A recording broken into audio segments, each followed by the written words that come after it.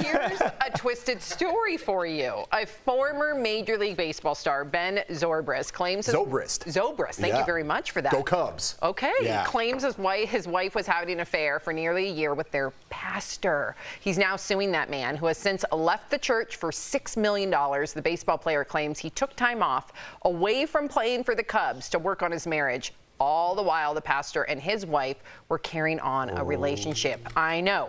And now they claim, or he claims, that they also used burner phones to keep their relationship a secret. And it was the pastor's wife who originally discovered the affair.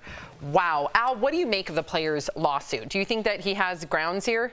Well, I mean, he's one of the Cubs that beat my Indians in the World Series. So, I mean, yeah, too bad. But, you know, honestly, Sam, there's a lot to unpack here because, yes, is it sad that his marriage ended? Of course. But does that mean that you get to walk away from your job? I mean, what if 50 or 60% of people that get married are going to get divorced? Does that mean everybody can then leave their job saying, I'm mentally distraught, you also owe me that money? I do understand it's a contract, but I've always had issues with the marriage contract because it's a contract based on an emotion. I think when you sign a contract, you say, Jeff, I want this fence put up around my house. You don't sign a contract that says, I want it to look great, because that's your opinion. You can't put that into writing. But until that's changed, if you break a contract legally, that's grounds for anybody to sue. Marriage contract is a government contract, so he absolutely has a right. This pastor also took a job at this guy's charity and got 36 grand a year. Wow. And was also skimming off the top, so he's suing for fiduciary or money problems.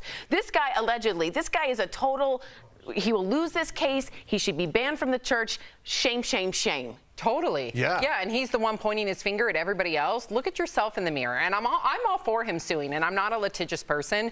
But if you were Al or Jeff, if you were to say, listen, my marriage is in shambles right now, I'm going to take time off from DBL to really focus on it, and then you lose some gig or you got taken away some of your income, and then you found out that your partner was not in it. And you know the pastor's advice was, let the wife have some time off, some space. Wow.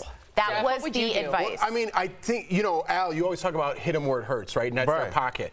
I would like to hit him right in the face, to be honest with you. That would be my answer to it. But then what? Now you're going to get sued, and you're the one paying out money. So the only thing he can do in this situation is try to ruin his life in some sort of way financially so he could get some sort of justice, if you want to call it that, let me ask you this, because you walk the walk in terms of looking at your life in an optimistic way.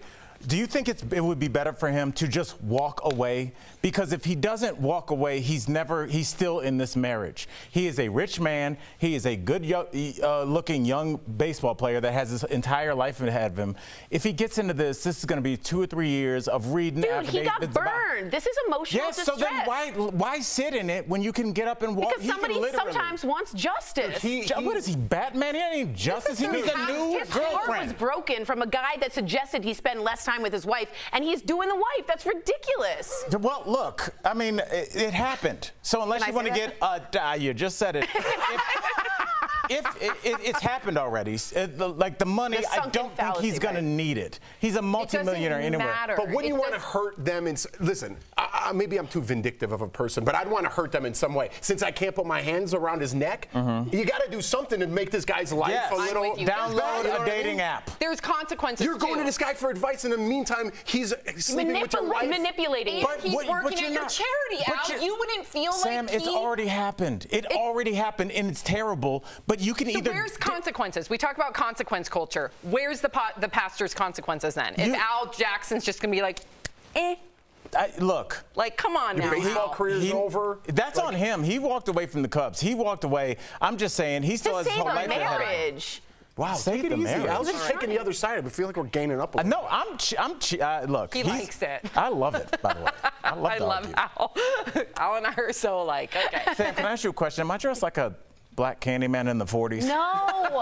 Because I asked Carrie, our wardrobe stylist. I thought you were going to make fun of me. No. Great. Okay. You I was really a little worried. I thought it was like Wonka chic. You look great. It's Wonka chic, but it works. Okay. It's definitely Wonka chic, but I love me some Willy Wonka. Who doesn't? Okay. He doesn't look like Willy Wonka. Anyways. Don't look like you're on Willy Wonka.